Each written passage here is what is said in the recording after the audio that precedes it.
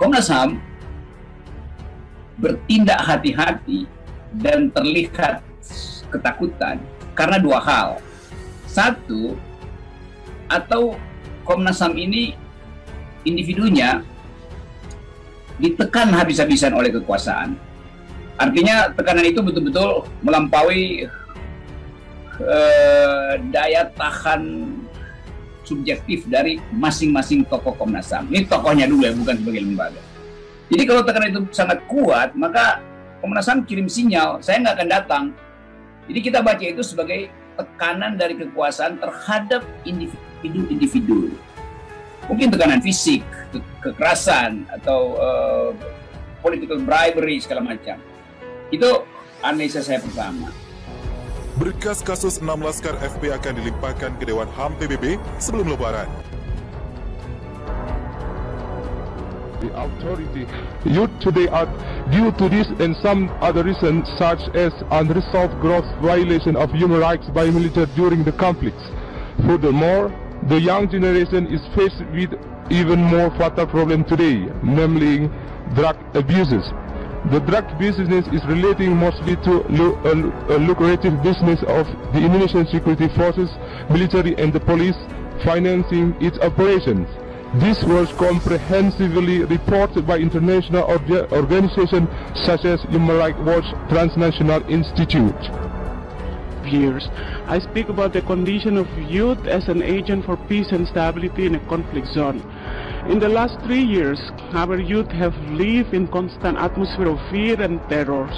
Almost teraan manusia. Ayuhan nas, untuk 6 nyawa yang dibunuh, tenang-tenang saja. Di Amerika sana, negara yang katanya tidak sama sekali tidak Islam, negara yang sama sekali tidak Pancasilais, mereka itu sama sekali tidak ada Pancasila di sana. 1 orang mati gempar seluruh dunia, hanya 1 orang mati. Ini 6 nyawa ditumpas, dan yang menumpas, yang membunuh mengakui lagi, mengumumkan dengan wajah yang benis. Apakah itu penghormatan? Apakah itu perlindungan? Apakah itu pengayoman dan pelayanan kepada masyarakat? Kalau semboyannya katanya melayani dan mengayomi masyarakat, di mana itu apa 6 orang itu tidak tergolong masyarakat yang harus dilayani dan diayomi? Katakanlah andai kata dia penjahat, katanya ini negara hukum. Lalu di mana hukumnya? Apa kondisinya? Kenapa mereka itu dibantai begitu saja? Nah, ini kita harus peduli. Sebab kalau kita membiarkan hal ini, ayuhan nas, wallahi kita akan ditanya oleh Allah nanti di akhirat. Tidak boleh kita berdiam diri. Bukan apa-apa, walaupun tidak ada hubungan keluarga, tidak ada hubungan kerabat, tidak ada hubungan pekerjaan, tapi mereka adalah nyawa manusia. Sama saja agamanya Islam atau bukan Islam. Kalau mereka itu dibantai, disia-siakan, boleh kita membiarkannya. Ayuhan nas, camkanlah. Saya ingatkan lagi, di luar sana 1 nyawa bikin gempar negara. Bahkan bisa terjadi peperangan antar negara kalau sampai yang membunuh, yang melakukan adalah orang di luar negaranya. Tapi karena 2017 dalam teori politik apapun di dunia, teori ekonomi apapun di dunia, Ahok harus menang menjadi gubernur DKI. Didukung oleh presiden, didukung oleh kabinet, didukung oleh 9 naga, didukung semua partai-partai termasuk partai Islam ketiga mendukung Ahok. Faktanya kalah. Kenapa? Karena HRS dan 212 turun ke masjid musola. Dan ini adalah dendam personal dari para Taipan.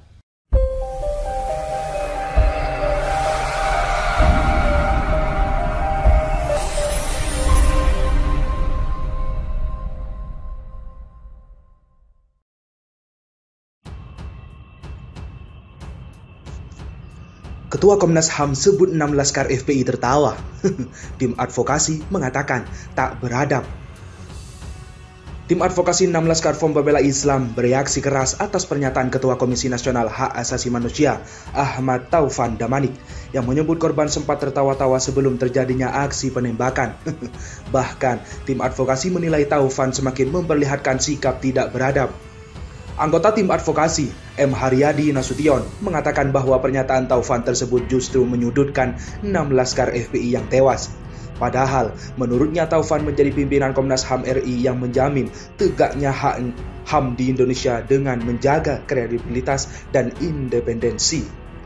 Pernyataan dari Ahmad Taufan Damanik selaku Ketua Komnas HAM RI yang justru menyudutkan 6 korban pelanggaran HAM berat semakin memperlihatkan sikap yunetial konduk alias tidak beradab sebagai Ketua Komnas HAM RI.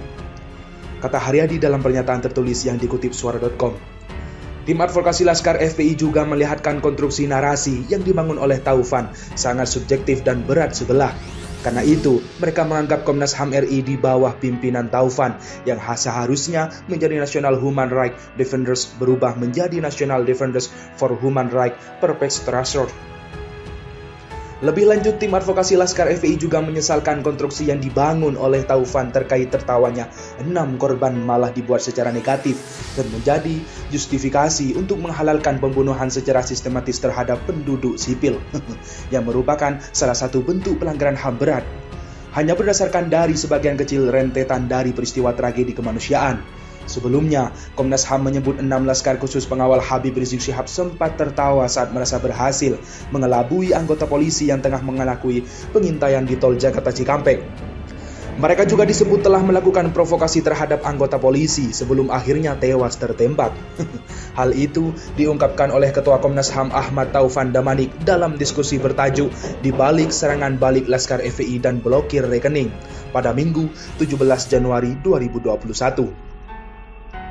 Damanik mengatakan itu merujuk pada rekaman suara atau voice notes percakapan 6 laskar khusus pengawal Habib Rizik.